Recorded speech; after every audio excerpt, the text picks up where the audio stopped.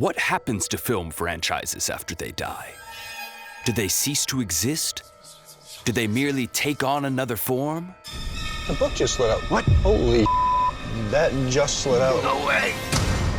Or can they even return to the living world to fully capitalize on their unfinished business? I really am getting locked down in a location where a lot of male guests have had intimate encounters with a female spirit. Mankind has long been fascinated with these questions, but satisfactory answers would elude us.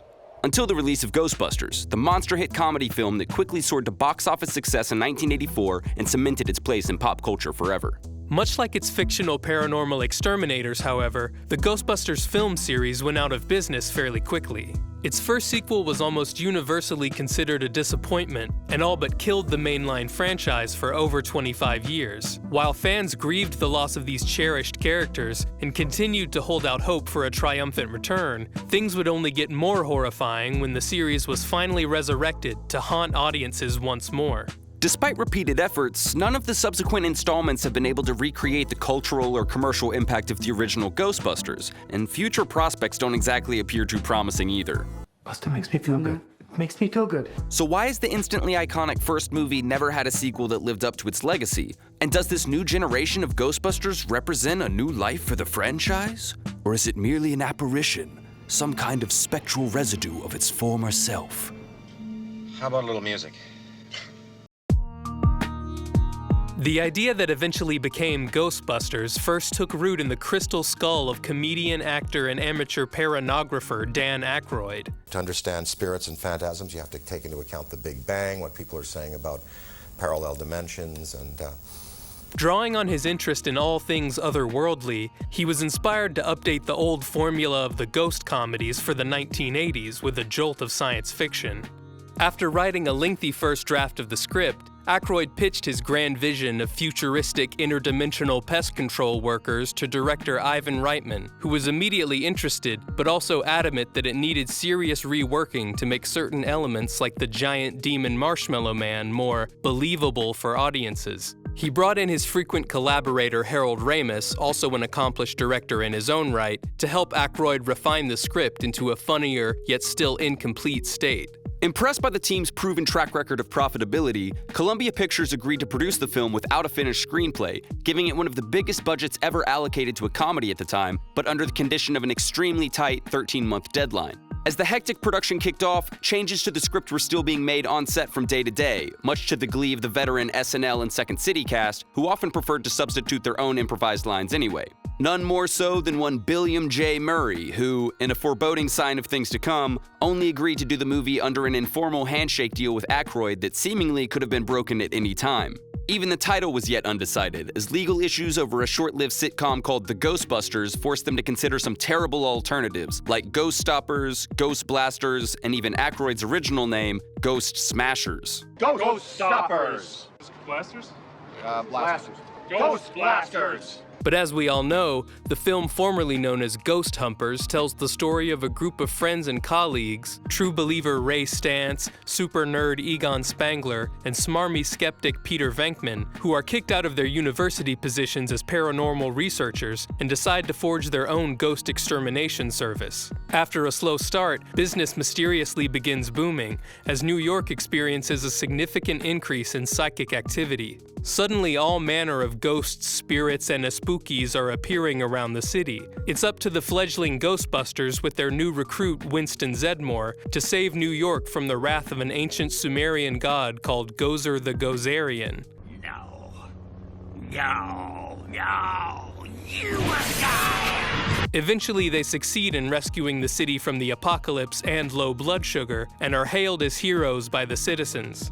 Today, the original Ghostbusters holds up as a near-perfect combination of deadpan humor, cartoony slapstick, and a surprising amount of genuinely eerie atmosphere. Ramis, Aykroyd, Murray, and their old improv partner Rick Moranis, playing super nerd Louis Tully. Gee, I think all I got is acetylsalicylic acid generic. See, I can get 600 tablets of that for the same price as 300 of a name brand. All managed to show off their comedic chops while not overshadowing the performances of Ernie Hudson as Winston, If there's a steady paycheck in it, I'll believe anything you say. And Sigourney Weaver is Dana Barrett, the reluctant love interest of Venkman who's transformed into one of Gozer's minions. It takes something extraordinary to shock a woman who survived the terrors of aliens. The film's only real weak point is that it's very much a product of its time, cheesy soundtrack included. That summer, Ghostbusters was released to widespread success, not only topping the box office for 2 months straight, but also launching a multimedia cross-promotional marketing bust fest that embedded the voice of Ray Parker Jr. sleeper cell style into the brains of an entire nation. Truly, busting made us feel good, and America was busting all day every day in the summer of 1984. In the years that followed, the cultural fascination with the G-Busters would continue despite the lack of an immediate sequel. To meet the demand, a long-running animated series was created to dominate airwaves and toy aisles alike until the Ghostbusters franchise could make a proper comeback. Don't go away, folks. We'll be right back before your credit cards cool off. It would be a full 5 years before the team returned to the screen. Harold Ramis noted that at the time, none of them had actually made a sequel to any of their films, and that it seemed appropriate to leave the original untainted. Yet the fervor surrounding it was so undeniable that finally Dan Aykroyd and Ramis went about formulating a new premise that could capitalize on the sustained excitement. Aykroyd has said that he always believed that there were more stories to tell in the universe of this bustin' quartet, and according to Bill Murray, the initial pitch was intriguing, but the film we end up with perfectly demonstrates why Ramis's hesitancy was well warranted. Ghostbusters 2 dives straight in, informing us it's now 5 years later in the world of the Ghostbusters as well. We catch up with oh, shit. Wait, never mind. What's this? Some sort of ooze growing out of the sidewalk? Huh. There we are. We catch up with Sigourney Weaver returning as Dana Barrett, who is now a recent mother and divorcee. While things have quieted down since her days as a vessel for Zool, they're only quiet for about 30 seconds of screen time before her baby carriage gets possessed and steers itself down the city street, swerving through traffic and narrowly avoiding catastrophe. Dana calls her old friends, who we learn have disbanded after a series of lawsuits from NYC forced them into bankruptcy. Though they're not an official team, the boys still bust as a hobby, and so Ray, Egon, and much to Dana's dismay, Venkman get on the case. Meanwhile, we're introduced to Dana's boss, Janusz Poha, who, in typical 80s fashion, has an untraceable Eastern European accent that makes him just hilarious. How's the baby? Oh, he's alright. He's sleeping. Oh, but I will. Okay. It's not long before the Busters track the source of Dana's woes back to a subterranean river of slime, and Janusz gets possessed by an evil painting of a supreme lord of the forehead, Vigo the Carpathian. Through a little trial and error, it is determined that the slime is not any ordinary slime, but an environmentally reactive agent that, when exposed to negative emotions, explodes into ghosts? And just like that, the boys are back to busting big loads all over the city and montage their way into the dumbest plot point in the movie, that the river of slime is reacting to New York City's bad vibes. Apparently, Aykroyd and Ramis thought they were being somewhat subtle about this, which is kind of hard to take seriously when the movie includes lines like, all the bad feelings, all the hate, the anger, and violence of this city is turning into this sludge. This is where the movie kind of falls apart, as Egon reveals that he's regularly getting balls deep in the spirit spunk, his liquid lover shows that it can cut a rug like the James Brown of Jism, and Dana gets attacked by a hand puppet of a prolapsed anus. Hiding out from the spooky ooze, Dana cohabitates with Venkman, while Winston, Ray, and Egon take a perilous dip in the river, which leaves them looking like they just wrapped up a bukkake scene, which, given Egon's newfound kink, might be a wet dream come true. Despite lobbying their local government officials, the Busters not only receive zero help, but are actually wrongfully institutionalized, allowing Vigo the Carpathian to start his hot tub streaming career. Beginning the third act, Dana's baby inexplicably teeters out onto a ledge and is kidnapped by Janusz Poppins, who has somehow taken on the form of a ghastly Stretch Armstrong. Dana follows her boss back to their office, where he, now a regular human sans housemaid attire, has prepared a ritual to imbue the infant with the spirit of Vigo, or at the very least, his face. Meanwhile, the slime has saturated the city and is wreaking havoc in another classic Ghostbusters montage, complete with Ghost Titanic. The gents are sprung from the loony bin, and it's all hands on deck to battle a haunted wad of gum. Because the original ended with a giant marshmallow man, clearly there had to be something big, something enormous, something larger than life. And in lieu of going for the same joke twice, this time the Busters animate the Statue of Liberty? If this wasn't bad enough, the boys gain the upper hand against Vigo with a little help from their fellow New Yorkers singing. Hats off to Aykroyd and Ramis, because it's really hard to imagine a cornier way to end a comedy about zapping ghosts and taking slime backshots. Oh, baby.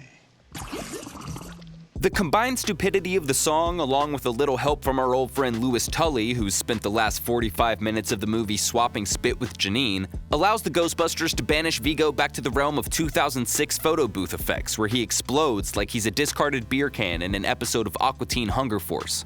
Bizarrely, the villain's death also spawned a weird oil painting of the boys' nipple out, and we end with the Ghostbusters once again receiving a hero's welcome from a crowd of angelically voiced New Yorkers. Upon its mid-1989 release, Ghostbusters 2 came out swinging, breaking the record for single-day opening, and in doing so, initially outperforming the first. But by the end of its theatrical run, the sequel ultimately raked in less than the original, and while the public seemed to largely enjoy it, critics were not as generous, with Roger Ebert stating that there was no comedy in it. Even those who worked on the film have criticized it in retrospect, with Reitman admitting that it wasn't as fun to make as the first, and Murray even going so far as to recently say that he was outfoxed, claiming the film he signed on for had a different premise. By the time we got to shooting, and I was someplace else, I don't know, I showed up on the set and went, what the hell's this? Ghostbusters 2 is an interesting case study as a sequel because it was helmed by the exact same team who made its predecessor such a success, with Aykroyd and Ramis returning to pen the script, the main and supporting actors reprising their roles, and Reitman back in the director's chair. But despite the identical ingredients, the resulting product is half-baked at best. It's hard to deny that most of the jokes just aren't up to snuff compared with the first. It used to be one of my two favorite shows. You're kidding me. Oh, great. What was the other one? Bassmasters. It's a fishing show. Yeah, I know Bassmasters, sure. Did you catch the number on the locomotive? Sorry, I missed it. And Peter McNichol's guy with accent shtick has worn out its welcome by the end of its introduction. If everything you're doing is bad, I want you to know this. In this same vein, we have a couple scenes of Bill Murray improvising for an infant audience of one, and believe it or not, the same jokes that land with a baby aren't exactly home runs with adults. While it's hard to argue that a movie that takes itself with as little seriousness as Ghostbusters should be critically assessed for its plot, the script for its sequel is pretty convoluted. We've got the slime, a super spooky portrait of a 15th century serial killer, and New York's inherent bad vibes. And though they're all supposedly connected, it's difficult to say how. It's not like it necessarily needs to make sense, but there's so much going on that at times the movie feels aimless. Regardless, whereas one feels a post-rollercoaster sense of euphoria at the end of the first, by the time 2 wraps up, you're wondering how to get your 90 minutes back. And despite Bill Murray suggesting that it come with the subtitle Last of the Ghostbusters to avoid a third installment, it was clear the IP vein was not tapped. Like the One Ring, the brothers in Bust would bide their time, waiting for the perfect opportunity to unleash their proton streams. Over the next quarter century, the creative forces surrounding Ghostbusters would attempt a variety of revivals of the beloved team of spirit-trapping goofs. While Aykroyd always appeared to be down to clown, most other parties seemed hesitant at best to drag the franchise kicking and screaming into the new millennium. There were talks of a sequel with the original cast, then of passing the torch to a new team of Busters, and potentially even just making the script that was developed into some sort of CG movie, which sounds like everyone involved was closer to giving up and committing seppuku than willfully creating a piece of art. A couple of scripts even made it through multiple drafts, including Ghostbusters 3: Hellbent, which centered around a new team discovering an alternate universe in which Manhattan is called Manhattan, they come face to face with the devil, and perhaps most absurdly, New Jersey is depicted as heaven. As ridiculous as this premise sounds, a leaked version of the script contains a number of witty Aykroydian Ramis-isms, and conceivably, this installment could have brought back the magic of the first. A few familiar names were purportedly considered for the new generation of Ghostbusters, including Chris Rock, Ben Stiller, and Chris Farley. But between scheduling conflicts, an impressively bold budget, and Murray's insistence that he didn't do sequels, Interesting when you're talking about a sequel to the sequel you starred in. Hellbent failed to materialize and was largely abandoned except for portions of its script going to use in the 2009 Ghostbusters video game, which Aykroyd himself has said essentially serves as the third film. It looks more like the sequel than a game. It tells the third story. While Hellbent was being butchered for its usable bits, the studio brought on writers Gene Stupnitsky and Lee Eisenberg, fresh off writing arguably the best seasons of The American Office, though they also had another writing credit whose high praise had made it all the way to Bill Murray.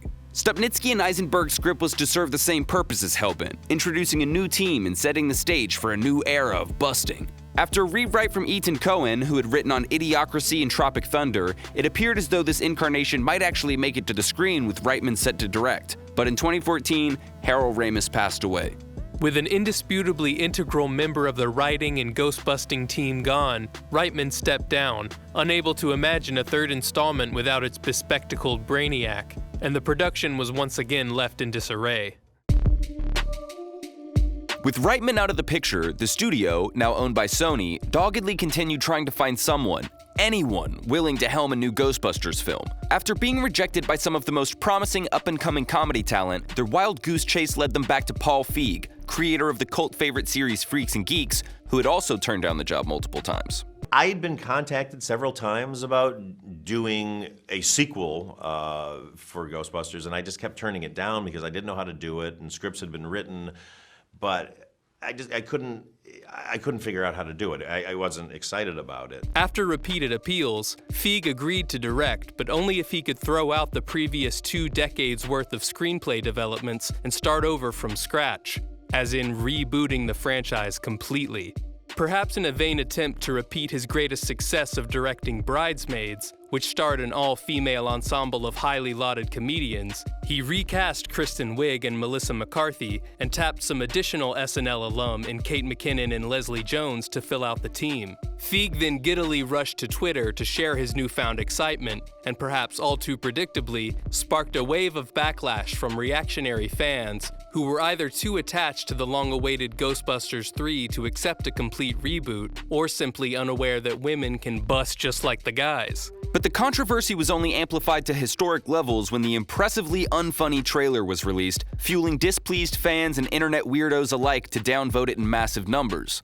Whether it was reflective of the actual film or not, millions of people had already formed a distaste for Feig's Ghostbusters before it had even come out. Assumably, most of those people never saw it once it was released, and so its reputation lingers as one of the worst reboots ever. But is it really?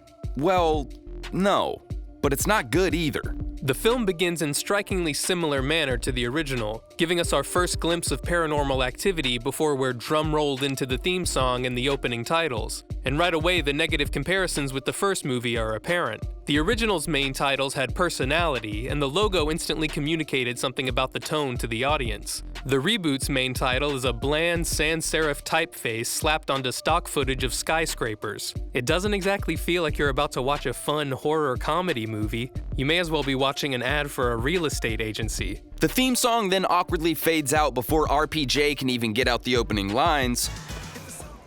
Sean, that is an excellent question. And we're introduced to Erin Gilbert, a particle physicist at Columbia who's worried her reputation is at stake when her past as a paranormal investigator begins to resurface. She goes to see her former friend and colleague, Abby, who has been continuing their research with a new, painfully wacky partner. Together, they wind up having their first irrefutable ectoprojection experience and decide to publish their video evidence online. Instead of making them famous, it gets them fired from their university jobs, but also inspires them to start their own ghost-catching business. They rent out a shabby office, then hire a receptionist and a fourth buster to complete their squad. Starting to sound familiar, right? Well, that's more or less where the similarities end. Instead of New York suffering increased hauntings at the hands of an ancient god of destruction, the culprit here is just your average Reddit mod, username Ronin69, who has planted special devices that ionize the Earth's ley lines in order to tear open a portal to the Shadow Realm or something. Despite public distrust, our new team of ghost jumpers go around cleaning up the goo from all these ghouls, in the process encountering your standard run-of-the-mill phantasms like the ghost of an executed prisoner and a mannequin-possessing dragon demon. And the filmmakers really pulled out all the stops for this musical theater metal show set piece. even renting out an Ozzy Osbourne for the full hour. The rebranded Ghostbusters soon began attracting more attention from both the underwhelming villain and a fully morphine-dripped Bill Murray, playing a famous paranormal skeptic. I would love to see it. Eventually, the squad tracks Ronan to his secret gooning lair, but he offs himself before being captured. Returning as a seemingly omnipotent spirit, he seizes control of Chris Hemsworth and an entire police force, creates an imaginary vintage version of New York, and releases even more phantom creatures onto the city, which means we now have an excuse for an over-choreographed slow-mo action scene that would make Zack Snyder blush. Of course, the Busters save the city, defeating the incel ghost with a shot to the dick, and finally winning over the people of NYC, who rename it GBC in their honor. Unfortunately, real-world audiences were less enthusiastic. Ghostbusters, or Ghostbusters Answer the Call as it was half-heartedly retitled right before release, was met with positive to mixed reviews from critics, but it struggled to recover from the insurmountable negative public perception. Ultimately, it wound up losing an estimated $70 million after accounting for its massive production and marketing budget. Now that time has distanced us from the hysterical, anti-woke screeching that dominated the conversation, it's much easier to see Ghostbusters Buster the Call for what it truly was. An attempt by Sony and the producers to finally convert the franchise into an expansive cinematic universe in the style of Marvel Studios. It's like taking on the model of Marvel, that type of thing, where we take all of the elements that were in these movies and we put them out there as different ideas, you know. And so we'll see. And I'm sure, I think a third movie with females or a fourth movie with females, it's definitely a possibility. An intention made evident from both the climactic ghost foo fight sequence and the multiple mid-credit and post-credit scenes which tease at future installments in the saga. What's Zool?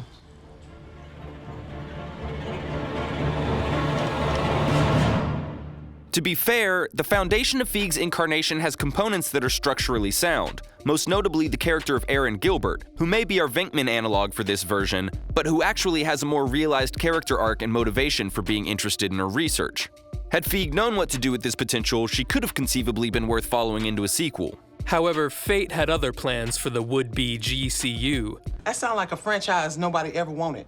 Sony's in-development projects, including multiple animated series and spin-off films, were canceled, and what was originally intended to be a grand resetting of the Ghoul Blasters universe would be quietly written off as a flop. But why exactly didn't the movie work? On paper, it seems like the same formula that made the first film such a winning combination. Here you have a cast of well-established comedians who have an existing chemistry with each other from years of working together on stage and screen. They're also given the free range to explore comic possibilities by going off script, much like the freedom that gave the original film some of its funniest moments.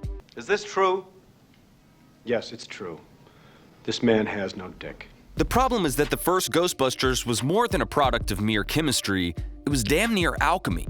The fact that it worked as well as it did almost defies established scientific logic. It was such a lightning-in-the-bottle scenario that even the same creative team couldn't recapture it a second time. Throughout its unwieldy and somewhat chaotic production, Reitman encouraged the spontaneous ideas of his collaborators, while only allowing the strongest ones to reach the final product. He managed to retain the best eccentricities out of Aykroyd's original screenplay, but also made the wise choice to cut most of his infamous ghost job scene and turn it into a dream sequence to hopefully distract you from the bizarre implications. And it is PG.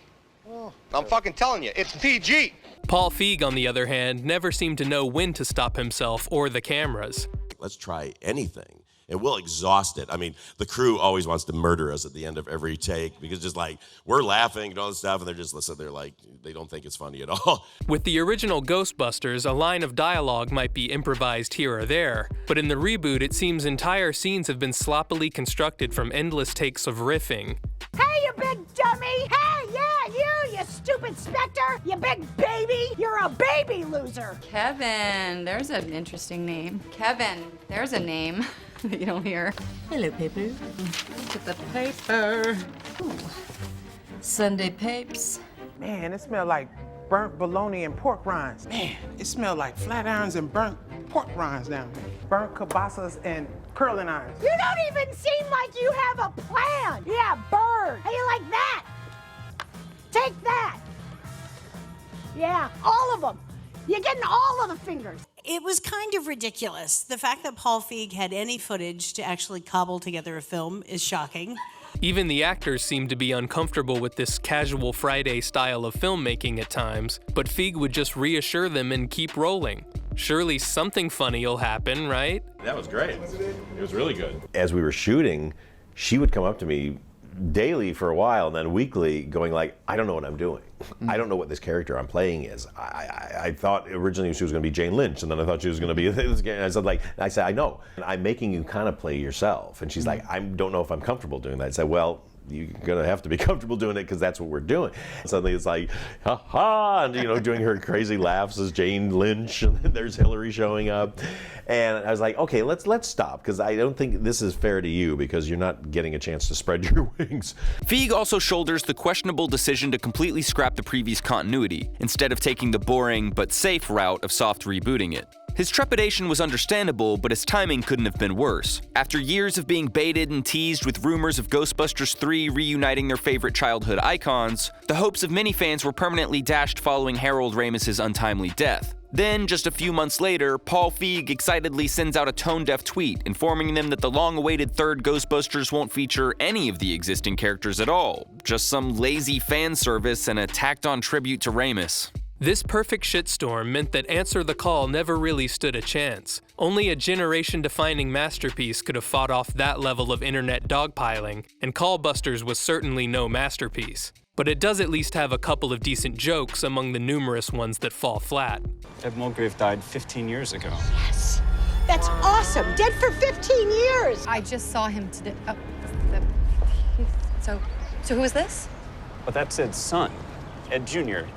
That's obviously who I meant. Hi. Nevertheless, the devastatingly poor reception to the reboot was noted by the studio, setting the stage for the next pandering era of the franchise, where they would attempt to give dissatisfied fans the happy ending that could finally make America bust again. After their swing and a miss, the studio decided to go back to the drawing board. Enlisting Ivan Reitman's son, Jason Reitman, known for his directorial debut Thank You for Smoking and later Juno, alongside producer Gil Keenan, the franchise wiped the slate clean, completely ignoring the 2016 installment and seeking to blaze its own path. Their new script, which Reitman insisted would draw its inspiration from family as opposed to strictly ghost-busting, Ghostbusters Afterlife is a movie about a family that's being made by a family. featured a group of young adults who would, through familial adventures, usher in a whole new era of ectotainment and was good enough to earn praise from both Dan Aykroyd and Bill Murray. The first installment set outside of the Big Apple, which was often talked about as a character unto itself, 2021's Ghostbusters Afterlife begins in the endless fields of Oklahoma, where Egon's daughter has come with her 2 kids in tow to sort through her emotionally distant father's estate. The older of the two, Trevor, is brought to life support by Finn Wolfhard, who either had walking mono for the duration of the shoot or was already eyeing retirement at 19. Being with the original Ghostbusters was really, special. Egon's granddaughter, Phoebe, played by McKenna Grace, is this incredibly obnoxious child character who seems to be popular of late. A vaguely autistic middle schooler who knows everything about every subject. Neighbor's electricity is running out of phase, so I tied in and bumped us up to 220. These don't look tectonic or volcanic. 2 of the CRT emitters are missing. It's an ANSI Class 1 electromagnetic deadbolt. Inside, I'm vomiting. Me too, Phoebe. Me too. With all the subtlety of a CIA-backed false flag operation, the filmmakers chose to style Phoebe with a hilarious likeness to her grandfather, as though you somehow might not understand what's being established from the fact that she's the main character and carries the last name Spangler. Hey look, dipshit, her hair's a rat's nest and she's wearing his glasses. McKenna Grace even got to wear the same glasses frames that Harold Ramis wore in the original movie. Settling into their new life, Trevor trains in the ways of the horn dog, while Phoebe makes friends with the infuriatingly named Podcast, who isn't as one-dimensional as he may first seem. He has interesting things about him, like how he has his recording, and he makes a podcast. When Phoebe comes across an old and still occupied ghost trap, her teacher, Mr. Gruberson, played by appropriately charismatic and 2021's sexiest man alive, Paul Rudd, His name is Gary Gruberson. is the first one to recognize it for what it is. He tells Phoebe in Podcast about the legendary Ghostbusters, or not so legendary since a video of 4 men fighting actual ghosts has somehow garnered less than 100,000 views on YouTube. It's funny because Jason Reitman has said that his moment of inspiration for this movie was an adolescent exploring a basement and, in coming across some old Buster tech, finding out where they came from. But upon hearing that she's descended from one of the original paranormal warriors, Phoebe doesn't seem to know who they are. Forget passing the torch, Phoebe doesn't even know there's a flame. As curious as one would be upon finding a ghost trap, Gruberson and his 2 students unwittingly release not one of the infinite numbers of ghosts that could have been inside, but the only possible villain for a soft reboot, Gozer. Conveniently, Podcast immediately stumbles across a tell-all expose about the Sumerian god, and the 2 realize just how big of a mistake they've made. When Phoebe follows a spectral signal to Egon's man cave, it becomes clear that she's been led there by her deceased grandfather, who's still lurking about the mortal realm. Phoebe begins learning to harness the power of the proton, and within a half hour, she and Podcast catch their first ghost, a Slimer stand-in named Muncher. If you're looking for an iconic ghoul for a 2020s reboot of your quintessentially American franchise, look no further as Muncher fancies himself a bit of a mass shooter. During a routine one-stop shop experience at his neighborhood Walmart Save Money, Live Better trademark 2024, Gruberson notices something a little strange. Well, now I'm confused, because I was under the impression that the only reason the Stay Puft Marshmallow Man ever showed up in these movies was because while pressuring himself to clear his mind of any and all imagery, Ray Stantz came up with something so patently absurd that the audience was practically guaranteed to laugh. Now, anytime Gozer steps foot on our earthly plane, all marshmallows across the continental United States suddenly begin ambulating? The third act finds the kids discovering the tomb of Evo Shandor, which doubles as Egon's elder edging operation. It turns out Evo's ghost portal is responsible for centuries' worth of historical oddities, including 1945. What didn't happen? But since the events of 1984, every time old Shandy is ready to bust a ghost load, an advanced proton system is activated and returns Evo to a state of eternal blue balls. Here, Phoebe realizes that Grandpappy Spangler moved all the way out into the middle of nowhere to do battle against the rising storm. Oh shit, was Egon Q? Predictably, our only 2 adult characters become vessels for Zool, and destroying Egon's proton imprisonment system allow all the backed-up ghoulies from almost 4 decades worth of No-Nut Novembers to spew across Somerville.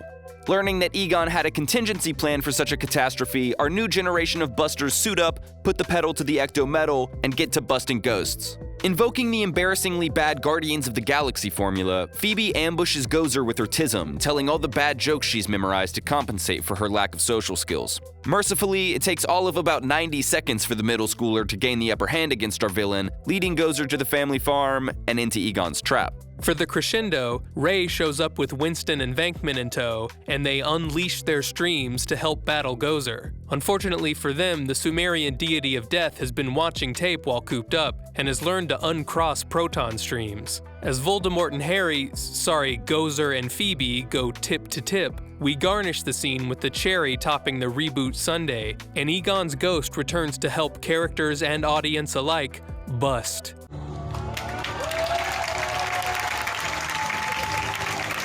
Queuing up for a sequel, we end on a rather dramatic note, with Mama Spangler resolving Jason Reitman's childhood trauma before Egon returns to the ether, earthly mission completed. Delayed multiple times due to the COVID-19 pandemic, Ghostbusters Afterlife appears to have still suffered from its effects on ticket sales. But with a relatively reasonable budget of $75 million, the return of just over $200 was enough to be considered a financial success. Reception was mixed, but many did note that while Afterlife wasn't necessarily bringing anything new to the table, it wasn't as much of a smear on its franchise as other reboots have been. And the studio seemed to agree, announcing a sequel a little over a year later. But even with its laudable effects and competent execution, Afterlife is a room-temperature bowl of porridge, a watered-down inevitability that just accepts its place as a merchandising opportunity. Introducing the Toasted Marshmallow Ghost Cup. Giving you all of the familiar beats of the first without a shred of the comedic substance. Hell, even the filmmakers acknowledged it was simply retreading plot points.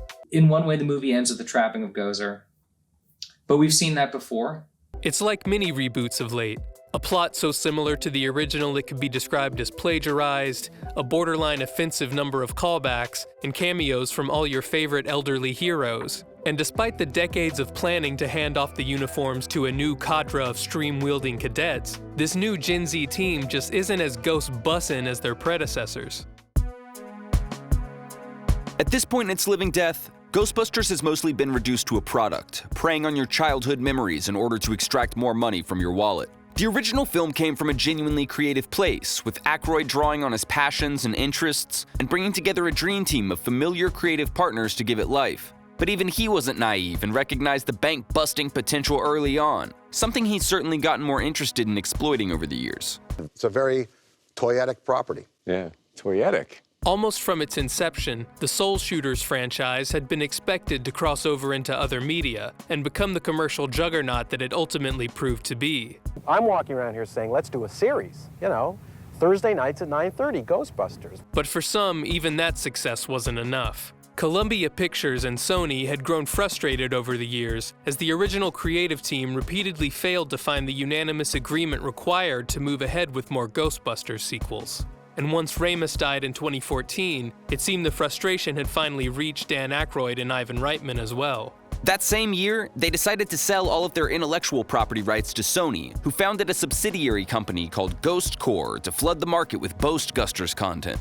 But following the dismal reception to Answer the Call, the Corps began rapidly canceling all of its slated projects, then basically went quiet until 2021's Afterlife, where it was only one of 3 co-production studios. It's also credited on the forthcoming film Ghostbusters Frozen Empire, but only working on a single movie every 3 to 5 years doesn't seem like enough to sustain an entire company.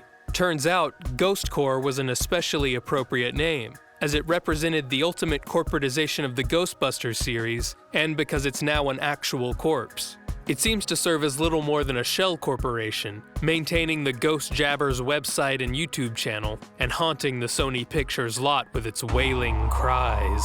Based on what's been released, Frozen Empire looks to be similarly lifeless, the trailers showcasing little of the humor or cleverness that are supposed to be staples of the series. Clearly, Sony's leaning heavily into the Marvelization of the franchise, as the trailer looks more like we're about to see another showdown between Thor and the Ice Giants, rather than a character-based ghost comedy. It's an unimaginable evil, with the power to kill by fear itself. If this new approach does represent the future of Ghostbusters, it's a far cry from the days when our schlubby heroes struggled to even reach their epic battle. In 2022, Ivan Reitman joined his friend Ramis in the Ghost Dimension, but the franchise itself has shown no signs of slowing down. Sadly though, it seems the creative juices have long since dried up. We all know it's possible to bust too much, and the post-nut clarity that followed Columbia's fourth load has found us chafed and raw. While even we can admit how much the franchise theoretically has to offer, we can't help but find ourselves wishing that we could ensnare Ghost Corps and all associated products in a ghost trap and lock them away for good.